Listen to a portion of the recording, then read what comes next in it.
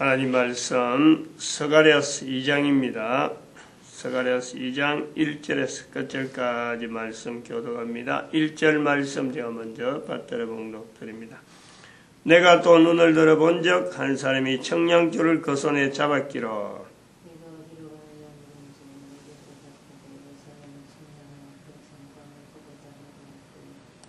혈기 있는 자들이 여호와 앞에서 잠잠할 것은 여호와께서 그 성소에서 일어나심이니라 하라 하더라. 아멘. 여호와께서 그 성소에서 일어나심 13절의 마지막 절에 있는 이 말씀이 참 우리 인류에게 개인에게 국가사회에 이런 말씀 자체를 듣는다. 이것이 큰 위로, 단순한 위로가 아니고 영원한 우리 개인의 영원성을 두고도 위로가 되어지고 국가 사회에도 이게 위로가 되어지고 인류 전체의 위로가 되어지는 거죠.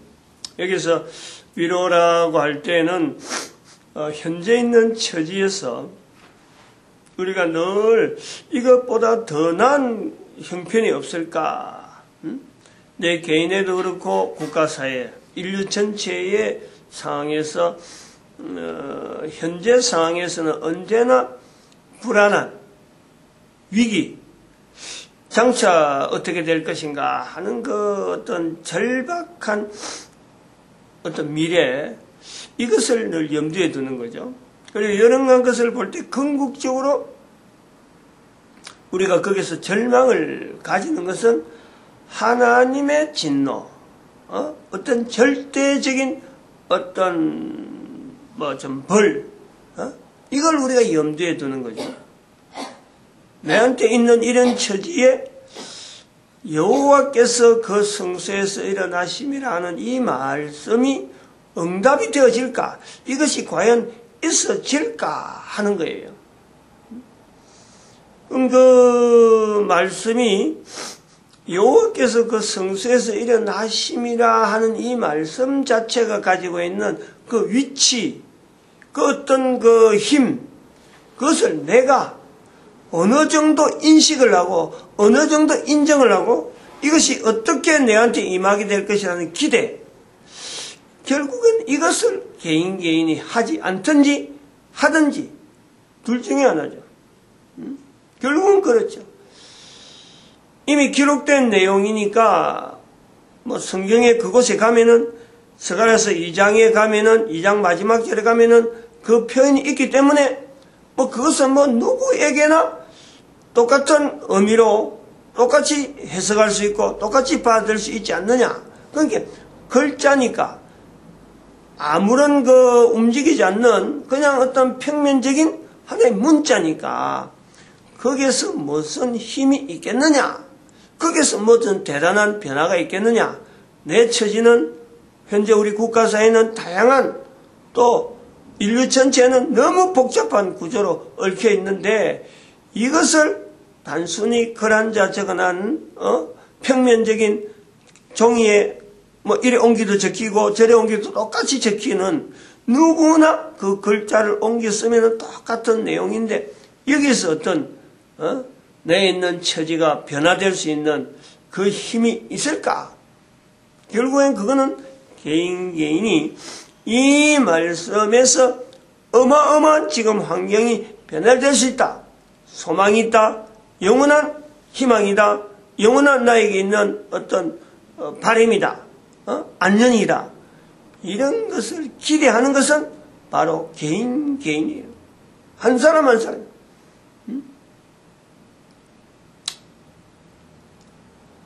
하나님의 진노라고 하는 이런 표현이 이제는 다르게, 이제는 지금까지 하나님의 진노에 대해서 알고 있는 그런 내용하고는 전혀 다른 각도로 봐야 될 이런 의미라든지 그런 시점에서는 지금까지 성경 해석하는 그 요소에 철저하게 우리가 기본되어지는 구조 하나가 성경 해석에 의존하고 있는 그 틀이 뭐냐면 이게 서양이라고 하는, 즉 헬라 문화라고 하는 그 속에서 철저히 훈련되어진 논리성, 철저한 논리에 의한 논리적인 구도로 이것이 성경 해석이 되어졌다. 이거는 어쩔 수 없었어요. 피치 못할 사정으로 그렇게 되어진 거예요. 그러나 그것이 예수님 오신 지 2000년 지난 지금까지도 그래 해야 되느냐? 이건 아니라는 거예요. 분명히 아니다. 해야 되는, 아니라 하는 걸 지금 2000년 동안 그래 왔는데 그럼 지금부터 아니라 하는 것은 뭐냐? 이스라엘의 회복이라든지 이스라엘의 분명한 그 위치가 1945년이라는 분명한 역사가 2000년 동안 감춰있던 나라가 다시 회복되어지는 일이 분명히 보였는데 이 보여진 사건을 바라본 70년, 1945년에서 70년 지나서 2012년 이걸 분명히 봤단 말이에요. 분명히 선포한 거예요. 이런 선포에 대한 표시, 이 선포에 대한 분명한 그 근거를 기대하고 분명한 것을 의지하고 선포했는데도 불구하고 2000년 동안 해오던 걸 갖고 다시 한다? 그거는 선포하는 의미도 없는 거고 이스라엘의 회복에 대한 분명한 어떤 위치도 모든 사람이 다 알고 있는 상황인데 이걸 알고 있는데도 그냥 묵과시기는 소위 말하면 하나님을 증거해야 되는 그 시점에서 나타내야 될 그 내용을 나타내지 않는 이거는 무책임한 죄를 지고 가는 거란 말이에요. 그러니까 일단 주어진 것에 대해서 2012년이라고 하는 그 상황을 두고 성경 해석에 지금까지 해오던 헬라 철학의 논리적인 논리성에만 근거한 그 성경에 의한 성경 해석에 대한 그것을 어떡하든지 벗어버려야 돼. 다 벗어버릴 필요는 없어요. 다 벗은다 이게 아니라 거기서 우리에게 있어서 하나님의 진노라는 단어 속에 있는 인간들이 가지고 있는 진노, 인간들로서 소통되어있는 그 진노의 의미를 하나님에게 갖다 낼 때는 이거는 분명히 모순이 있을 수가 있다. 요점이죠. 요점. 지금까지 논리적으로 되어든 것을 다 없애라. 그런 거는 뭐 너무 그건 뭐 참 강범위하고 그거는 차라리 잘못될 수가 있는 요소가 있는데 하나님의 진노라고 하는 이 표현 자체가 이 속에서 우리에게 지금까지 헬라 문화에서 헬라 철학에서 논리성으로 가지고 여기에다 맞춰오던 그 구조를 바꾸자 이거지. 2012년부터는 그리고 이 구조를 바꾼 데서 주체적인 세력은 누가 돼야 되냐? 대한민국이 돼야 된다. 이런 어떤 그 이스라엘에 대한 변명, 그러면서 성경에 대한 또 바른 해석을 찾아 나오는데 한국 사람이 아마 제일 우선 선두에서는 자리에 있다. 하나님의 진노를 바르게 해석하면은 달라질 수 있는 사회, 그 요소에 지금 현재 여자에 대한 인식, 그리고 또 뭐예요?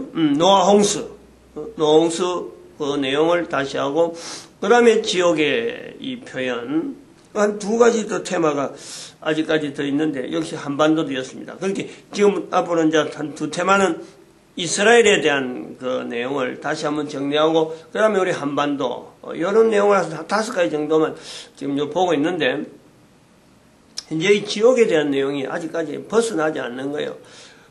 미심한, 끝없이 여운을 남기는, 하나님의 진노에 대한 그 해석에서 단순하게 제가 뭐 원죄만 이야기하고 이렇게만 넘어오는데, 이게 그것만 시작에 그냥 말론 논리성으로 갖고 원죄가 없어야 된다 하고 이야기는 하지만은 이게서 아직까지 여운을 원죄가 지지하고 있는 원죄로서 설명되어지는 수많은 내용들이 어마어마하게 있는데 그걸 다는 못해요. 근데 거기서 중요하게 몇 가지를 이제 벗겨나갈 때에 예수님의 십자가 문제를 간다든지, 그 다음에 창세기 그 3장에 있는 그 사탄의 어떤 접근이라든지, 여기에서 또 나오는 것이 남자와 여자 관계가 분명히 또 한 번 더 언급이 되는 거예요. 창세기 3장에 나오는 하나님께서 남자와 여자에게 또 사탄에게 각각 그 어떤 벌로서 주어지는 것처럼 표현되어지는, 처음에 사탄에게 인간에게 선악과를 먹게 만드는 그 동기를 제공한, 적극적으로 먹게 만드는 그 일을 적극적으로 하나님 앞에 범죄한 어떤, 그건 이미 사탄의 입장에서야 범죄랄 것은, 하나님께 범죄라는 것은 사탄에게는 새삼스러운 일은 아닌 거예요. 이미 벌받은 존재이기 때문에 그 일을 하는 것은 사탄에게는 주어진 일이야. 그러니까 우리가 그 창세기 3장에서 뱀에게 하는 하나님의 말씀하시는 그 내용에서 벌이라고 보는 것 자체도 이것은 큰 오류에 들어가는 거예요. 이미 벌은 아니에요. 사탄이 기라, 뱀이 이제는 땅에서 기하되는 입장이다. 마치 벌처럼 보여지는 그 표현 속에서는 하나님의 진노를 우리가 사람의 진노로 생각하듯이, 마치 인간이 보는, 뱀이 기고 있으니까 옛날에 서 있었다가 이제는 기는 것이 벌이다, 이렇게 되어서는 이게 동질한 하나 새로운 벌처럼 보이는데 벌이 아니라는, 벌은 이미 하나님에게 있어서 벌은 이거 중요한 개념이잖아요. 벌이라고 하는 것은, 진노에 의한 벌은 이미 사탄에게 있는 거예요. 인간에게는 벌이 아니란 말이에요. 벌은, 죄에 대한 벌은 이미 사탄에게 다 들어있는 거예요. 인간이 이걸 비춰갖고 하나님의 진노에 대해서는 자꾸 그것을 인간으로 비춰보니까 사물이 달라지는 거, 여러 가지 형상이 달라지고 변화가 오는 이 자체를 다 벌로서, 그건 내 지금 상황도, 내 개인의 상황도 마치 하나님이 주시는 진노에서 내가 벌로 받아들이는 이런 논리로 발전되어 있는 거예요. 결코 그거는요 있을 수가 없어요. 벌은 유일하게 하나님에게 있어서 벌은 유일하게 사탄에게 적용돼야죠. 이건 처음부터 또 다시 가는 이야기가 되니까 굉장히 내용이 그건데, 어쨌든 진노는 사탄에게, 하나님의 진노는 사탄에게, 하나님의 진노가 인간에게 적용되어질 때 인간 편에서 보는 하나님의 진노, 하나님 편에서 보는 하나님의 진노, 사탄이 보는 하나님의, 전체가 다 구조가 틀려요. 상당히 설명하려면 또 앞으로 또 가는데, 그래서 이 벌은 사탄에게 이미 주어진 벌에 대한 그것을 희화, 설명, 나타내는, 그것을 인간이 알아들은 인식을 하기 위한 어떤 구조로서 표현상 그래 나타난다. 이걸 봐야 돼요. 우리가 새삼스럽게 사탄에게 준 벌을 우리가 구태여 알아낼 필요가 없어요. 알려고 달려들 필요가 없어요. 이미 사탄과 하나님과 관계는 인간에게서는 어떤 접근할 점이 없단 말이에요. 이미 주어진 거라. 사탄보다는 후대에 인간의 생성이 출현이 나오는 구조로 봐야 되는 거죠. 그러니까 그 전에 있었던 인간 존재 이전에 있었던 하나님과 사탄과의 그 어떤 하나님의 앞에서 사탄이 어떤 일을 해가지고 하나님이 사탄에게 어떤 이것 자체는 우리가 알려고 하지 않아도 된다. 단지 인간이 어느 정도 논리적으로 설명이 되어지는 선에서 사탄과의 사람과의 관계, 요것을 관계를 연결하는데 사탄의 형편이 어떤 형편일 것이다 하는 그 정도 선에서 끝내는 게요, 이게 훨씬 나은 거예요. 너무 앞으로 가버리면 안 돼요. 그러면 하나님의 진노는 철저하게 사탄인데, 사탄의 상황이 벌을 받은 상황에 있다. 이미 벌은, 하나님에 의해서 벌은 사탄에게 끝난 거예요. 더 이상 뭐 벌이라 하는 내용을 하나님에서 벌이 주어질 대상 자체가 있는 게 아니라 여기서 3장에 있는 내용에 이게 엄청난 오류가 있단 말이에요. 하나님이 벌로서 지금 사탄에게 주어지고 하나님이 벌로서 진노에 의한 벌로서 남자에게 벌로서 여자에게 이렇게 받아보는 이 논리성, 이것이 원죄라고 하는 것에 연결되어지고 이것이 바로 하나님의 진노하고 연결되어지는 엄청난 오류를 가지고 있다 이거예요.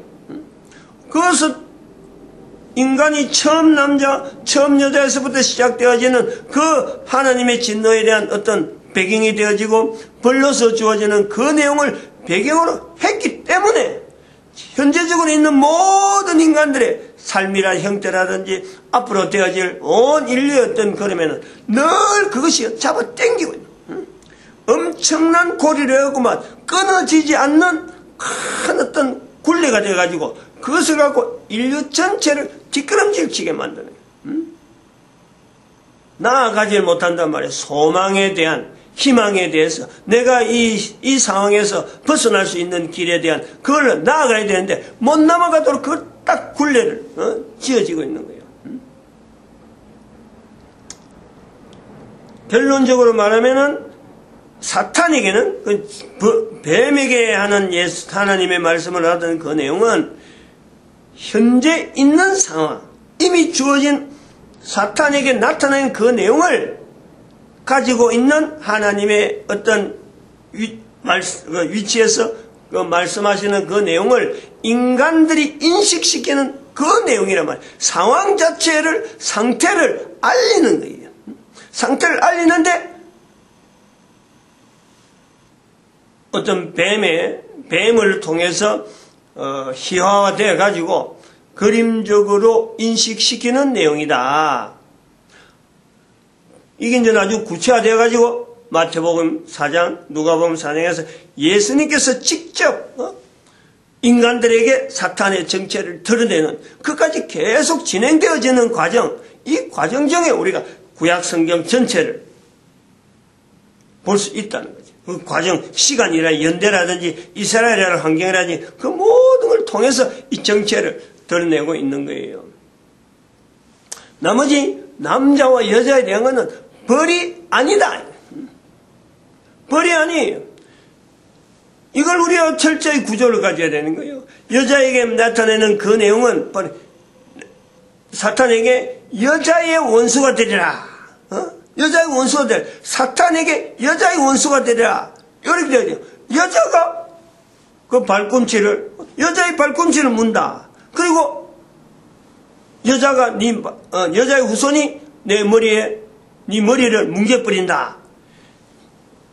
이 구조는 사탄이 현재적으로 있는 그 벌의 어떤 종착 마지막점에 인간이라고 하는 이 구조, 인간의 구조를 속에 걸어가는 이 어떤 여자라고 하는 그 가지고 있는 그 위치가 사탄과의 어떤 상황에서 나름대로 그 힘을 발휘한다든지 어떤 기능이 나타난다라는 건데 여기서 다음에 나타나는 것이 여자에 대한 내용을 나오면서 그게 벌이다. 그거는요 설명이 안 맞는 거예요. 여자를 통해서 해산의 고통이 심할 것이다. 벌이 아닌 거죠.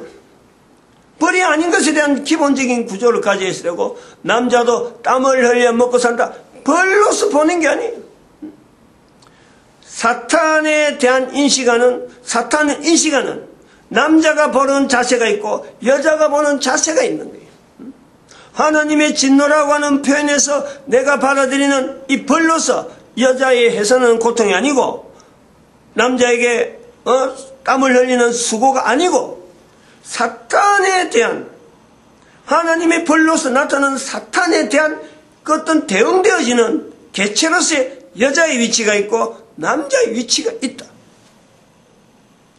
이 내용은요 이렇게 이야기하면은 성경 자체를 잘못 보는 것도 아니지만은 어마어마한 변화가 예측이 되어질 수밖에 없는 거죠. 지금까지 우리가 성경에서 늘 하나님의 진노 속에서 여자에게 내리는 벌로서 해산의 고통이 주어진 걸 보고 남자에게 대한 벌로서 수고해야 땀을 흘리는, 수고하고 땀을 흘려야 먹을 것 생기는 이런 구조로 벌로서 보는 거하고, 벌이 아닌 사탄을 개체로 하는 인간의 자리, 남자의 자리가 있고 여자의 자리, 별도의 자리를 주어지면서 어떤 큰 사역으로서 남자로서 여자로서는 해산해야 되는 어마어마한 어떤 권리죠, 권리.